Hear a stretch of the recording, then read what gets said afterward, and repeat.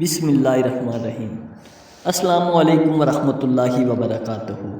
سیدنا بلال رضی اللہ تعالیٰ عنہ کی 3 یادگار اذانیں۔ مدنی زندگی کے آغاز میں مسجد نبوی کی تعمیر کے بعد جب آپ ایک موزون کی ضرورت پیش آئی تو آپ رضی اللہ تعالیٰ عنہ کا انتخاب کیا گیا۔ اسلام کی یہ پہلی اذان تھی جو حضرت بلال رضی اللہ تعالیٰ عنہ نے کہی، اور آپ رضی اللہ تعالیٰ عنہ کو اسلام کے پہلے موزون ہونے کا شرف حاصل ہوا۔ حضور نبی کریم صلی اللہ علیہ وآلہ وسلم نے اذان کے مکمل ہونے کے بعد حضرت بلال رضی اللہ تعالیٰ عنہ کو مخاطب کرتے ہوئے فرمایا، بلال تم نے میری مسجد مکمل کر دی۔ اصحاب صفا اور حضرت بلال رضی اللہ تعالیٰ عنہ صفا اسلام کی اولین عظیم درسگاہ، صحابہ کی اقامت گاہ اور طالبان اسلام کا ہاسٹل، جس کے نگہبان، سرپرست اور ناظم امور تدریس خود نبی پاک صلی اللہ علیہ وآلہ وسلم تھے۔ حضرت بلال رضی اللہ تعالیٰ عنہ نے اسی صفا میں سکونت اختیار کیے رکھی اور حضور اکرم صلی اللہ علیہ وآلہ وسلم کی خدمت کے فرائض بجا لاتے رہے۔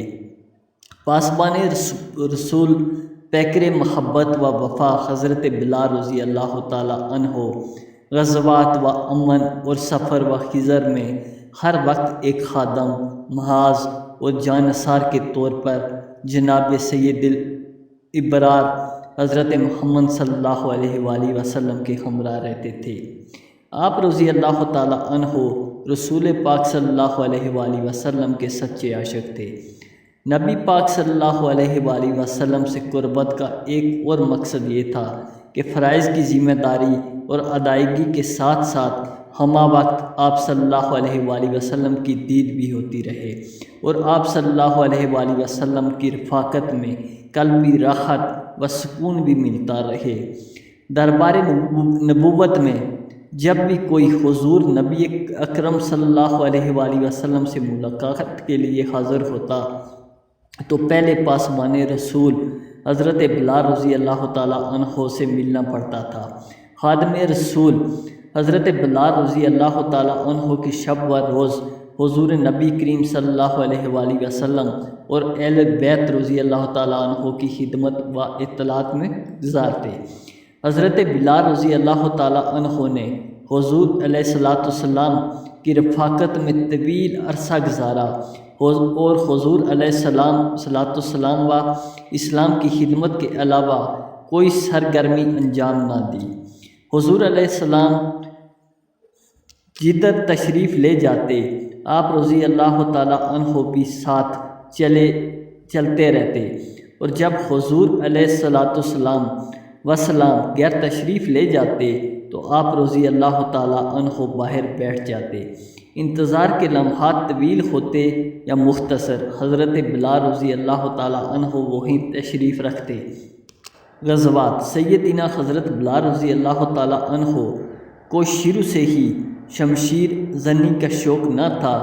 حضرت امیر حمزہ رضی اللہ تعالیٰ عنہ اور حضرت علی المرتضیٰ رضی اللہ تعالیٰ عنہ نے بہت کوشش کی کہ آپ رضی اللہ تعالیٰ عنہ تلوار چلانی سیکھ لیں، مگر آپ رضی اللہ تعالیٰ عنہ تلوار چلانا نہ سیکھ سکے۔ حضور نبی اکرم صلی اللہ علیہ وآلہ وسلم کو علم تھا کہ حضرت بلال شمشیر زنی نہیں کر سکیں گے، اس لیے غزوہ بدر کے موقع پر آپ صلی اللہ علیہ وآلہ وسلم نے مجاہدین کے لشکر کا انتظام حضرت بلال رضی اللہ تعالیٰ عنہ کے سپرد کر دیا۔ غزوہ احد کے موقع پر آپ رضی اللہ تعالیٰ عنہ صحابہ کرام رضی اللہ تعالیٰ عنہ کے اس گروہ میں شامل تھے جنہوں نے حضور نبی اکرم صلی اللہ علیہ وآلہ وسلم کی حفاظت کی۔ حضرت بلال رضی اللہ تعالیٰ عنہ غزوہ بدر سے لے کر غزوہ تبوک تک ہر جنگ میں حضور نبی کریم صلی اللہ علیہ وآلہ وسلم کے ہمراہ رہے۔ جنگ کے دوران آپ رضی اللہ تعالیٰ عنہ کی ذمہ داری منتظم کی ہوتی تھی۔ خطبہ اجتماع الوداع کے موقع پر بھی آپ رضی اللہ تعالیٰ عنہ حضور نبی کریم صلی اللہ علیہ وآلہ وسلم کے ہمراہ تھے۔ حضرت بلال کی معراج۔ فتح مکہ کے موقع پر حضور نبی کریم صلی اللہ علیہ وآلہ وسلم نے حضرت بلال رضی اللہ تعالیٰ عنہ کو بیت اللہ شریف کی چھت پر چڑھ کر اذان دینے کا حکم فرمایا۔ جب حضرت بلال کعبہ کی چھت پر چڑھ گئے تو آپ صلی اللہ علیہ وآلہ وسلم سے پوچھا، جب زمین پر ہوتا ہوں تو کعبہ کی طرف منہ کر کے اذان دیتا ہوں، اب کعبہ کی چھت پر ہوں تو منہ کس طرف کروں؟ آپ صلی اللہ علیہ وآلہ وسلم نے فرمایا، اے بلال، میری طرف دیکھ کر اذان دو۔ بیت اللہ شریف کی چھت پر اذان دینا حضرت بلال رضی اللہ تعالیٰ عنہ کی معراج تھی۔ حضور نبی کریم صلی اللہ علیہ وآلہ وسلم کا وصال۔ حضرت بلال رضی اللہ تعالیٰ عنہ جبکہ خادم رسول صلی اللہ علیہ وآلہ وسلم تھے، حضور نبی کریم صلی اللہ علیہ وآلہ وسلم کے وصال کے بعد حضرت عائشہ صدیقہ رضی اللہ تعالیٰ عنہ کے حجرہ مبارک کے سامنے بیٹھے روتے رہتے تھے۔ آپ رضی اللہ تعالیٰ عنہ نے اذان دینا بھی چھوڑ دی تھی۔ جس وقت حضور نبی کریم صلی اللہ علیہ وآلہ وسلم کا وصال ہوا، اس کے کچھ دیر بعد نماز کا وقت ہوا اور صحابہ کرام نے آپ رضی اللہ تعالیٰ عنہ کو اذان دینے کا کہا تو آپ رضی اللہ تعالیٰ عنہ نے کہا کہ میں ہمت نہیں پاتا کہ جب اذان میں حضور نبی کریم صلی اللہ علیہ وآلہ وسلم کا نام لوں اور انہیں سامنے نہ پاؤں۔ حضرت بلال رضی اللہ تعالیٰ عنہ کا حضور نبی کریم صلی اللہ علیہ وآلہ وسلم کے ساتھ 22 سال کا تعلق تھا۔ یہ تعلق اخوت اور بھائی چارے کا تھا۔ اسی وجہ سے آپ صلی اللہ علیہ وآلہ وسلم کے وصال کے بعد حضرت بلال نے اذان دینا ترک کر دی اور فرمایا کہ اذان میں حضور نبی کریم صلی اللہ علیہ وآلہ وسلم کی نبوت کی گواہی دینے لگتا ہوں اور آپ صلی اللہ علیہ وآلہ وسلم کو سامنے نہ پا کر میرا دل بیٹھ جاتا ہے اور آنسو جاری ہو جاتے ہیں۔ حضور نبی کریم صلی اللہ علیہ وآلہ وسلم کے وصال کے بعد آپ رضی اللہ تعالیٰ عنہ غمگین رہنے لگے اور ہمت وقت آپ صلی اللہ علیہ وآلہ وسلم کو تلاش کرتے رہتے اور آپ کہیں نظر نہ آتے تو بے اختیار رونے لگتے۔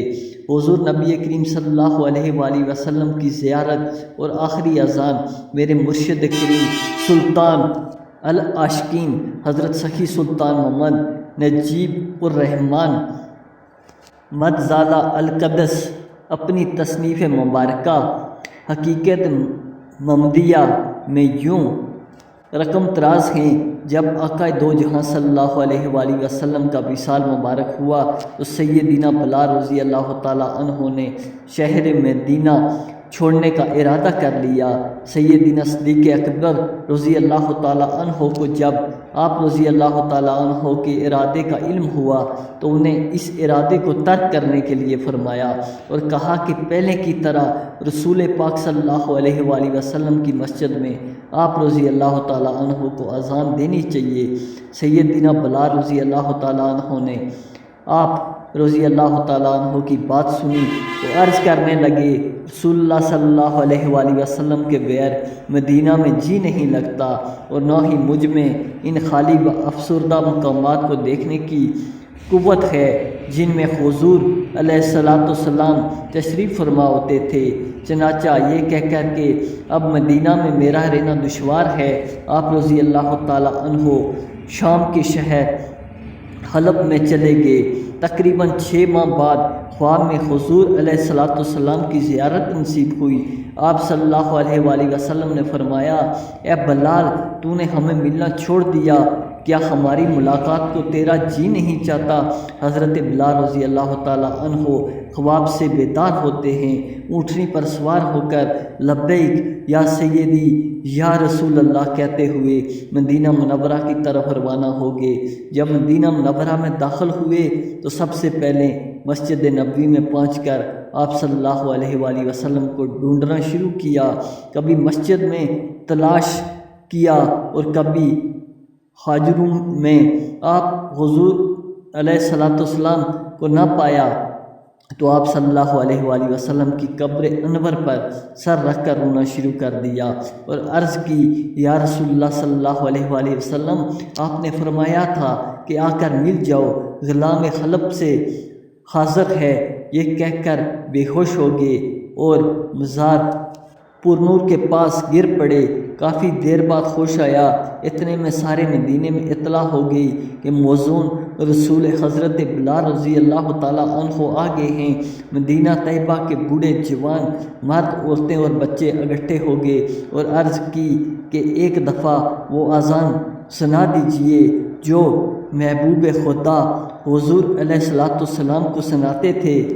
آپ رضی اللہ تعالیٰ عنہ نے فرمایا میں معذرت خواہ ہوں، کیونکہ میں جب اذان پڑھاتا تھا تو اشہد اللہ الہ الا اللہ محمد رسول اللہ کہتے وقت آپ صلی اللہ علیہ وآلہ وسلم کی زیارت سے مشرف ہوتا تھا۔ آپ صلی اللہ علیہ وآلہ وسلم کے دیدار سے اپنی آنکھوں کو ٹھنڈک پہنچاتا تھا، اب کیسے دیکھوں گا؟ بعض صحابہ کرام رضی اللہ تعالیٰ عنہ نے مشورہ دیا کہ حسنین کریمین رضی اللہ عنہ سے عرض کیا جائے، جب وہ بلال رضی اللہ تعالیٰ عنہ کو اذان کے لیے کہیں گے تو وہ انکار نہ کر سکیں گے۔ ایک صحابہ جا کر شہزادوں کو بلا لائے۔ حضرت امام حسین رضی اللہ تعالیٰ عنہ نے حضرت بلال رضی اللہ تعالیٰ عنہ کا ہاتھ پکڑ کر فرمایا، حضور بلال رضی اللہ تعالیٰ عنہ، ہم آپ سے وہی اذان سننے کے خواہش مند ہیں جو آپ ہمارے نانا جان رسول اللہ صلی اللہ علیہ وآلہ وسلم کو مسجد نبی میں سناتے تھے۔ حضرت بلال رضی اللہ تعالیٰ عنہ کو انکار کا یارانہ رہا، لہذا اسی مقام پر کھڑے ہو کر اذان شروع کی جہاں حضور صلی اللہ علیہ وآلہ وسلم کی ظاہری حیات میں کہتے تھے۔ بعد کی کیفیات روایات میں اس طرح آتی ہیں کہ جب آپ رضی اللہ تعالیٰ عنہ نے بلند آواز سے اذان کے ابتدائی الفاظ اللہ اکبر ادا کرنا شروع کیے تو اہل مدینہ سسکیاں لے لے کر رونے لگے۔ آپ رضی اللہ تعالیٰ عنہ جیسے جیسے آگے بڑھتے گئے جذبات میں اضافہ ہوتا چلا گیا۔ جب اشہد ان محمد رسول اللہ کے کلمات پر پہنچے تو تمام لوگ حتیٰ کہ پردہ نشین خواتین بھی گھروں سے باہر نکل آئیں۔ سبھی یوں تصور کرنے لگے جیسے رسول خدا صلی اللہ علیہ وآلہ وسلم دوبارہ تشریف لے آئے ہیں۔ وقت و گریہ زاری کا عجیب منظر تھا۔ آپ صلی اللہ علیہ وآلہ وسلم کے وصال کے بعد اہل مدینہ پر اس دن سے بڑھ کر رکعت کبھی طاری نہیں ہوئی۔ حقیقت محمدیہ ادائے دید سربہ نیاز تھی، تیری کسی کو دیکھتے رہنا نماز تھی، تیری اذان ازل سے تیرے عشق کا ترانہ بنی، نماز اس کے نظارے کا ایک بہانہ بنی۔ ہوشاں وہ وقت کے یثرب مقام تھا اس کا، خوشا وہ دور کے دیدار عام تھا اس کا، وصال شام کے زمانہ قیام میں آپ رضی اللہ تعالیٰ عنہ نے نکاح کیا تھا۔ آپ رضی اللہ تعالیٰ عنہ کی وفات 20 ہجری میں دمشق میں ہوئی۔ جب آپ رضی اللہ تعالیٰ عنہ پر نزاع کا عالم طاری ہوا اور وصال کا وقت قریب آیا تو آپ رضی اللہ تعالیٰ عنہ کی اہلیہ آپ رضی اللہ تعالیٰ عنہ کے سرانے بیٹھی تھی۔ فرمایا ہائے یہ کیسا غم ہے؟ آپ رضی اللہ تعالیٰ عنہ نے جواب میں فرمایا کہ نہیں، یہ تو خوشی کی بات ہے کہ میں اپنے محبوب حضور نبی کریم صلی اللہ علیہ وآلہ وسلم اور دیگر صحابہ کرام سے ملنے والا ہوں۔ جس وقت آپ رضی اللہ تعالیٰ عنہ کے وصال کی خبر حضرت عمر رضی اللہ تعالیٰ عنہ کو ملی تو آپ رضی اللہ تعالیٰ عنہ نے فرمایا بلال ہمارا سردار تھا اور آج ہمارا سردار فوت ہو گیا۔ سیرت سیدنا حضرت بلال رضی اللہ تعالیٰ عنہ محمد حسیب القادری، آپ کا مزار دمشق شہر میں باب الصغیر کے پاس ہے۔ حضرت بلال رضی اللہ تعالیٰ عنہ کے وصال کے ساتھ ہی تاریخ اسلام کا ایک درخشاں باب ختم ہو گیا۔ سیرت سیدنا حضرت بلال رضی اللہ تعالیٰ عنہ محمد حسیب القادری حضرت بلال رضی اللہ تعالیٰ عنہ کی حیات مبارکہ طالبان مولا کے لیے مشعل راہ ہے کہ کس طرح انہوں نے اسلام کی خاطر سختیاں اور مصیبتیں سہی، لیکن پھر بھی استقامت کے ساتھ اپنے مقصد پر ڈٹے رہے۔ مکہ میں جس جگہ انہیں تپتی دھوپ میں سزائیں دی جاتی تھی اور جس کلمے کی بنا پر دی جاتی تھی، اسی نے انہیں کعبہ کی چھت پر پہنچا دیا۔ ان کی عظیم قربانیوں کی ہی بدولت انہیں دنیا میں جنت کی خوشخبری مل گئی۔ دنیا ہے کہ اللہ تعالیٰ ہمیں بھی حضرت بلال رضی اللہ تعالیٰ عنہ کی طرح دین اسلام اور نبی رحمت سے سچی محبت کی توفیق عطا فرمائے، آمین۔ میں فدا تجھ پہ بلال، اذان تیری کبھی سما گرنا سنے دن نکلتا ہی نہیں۔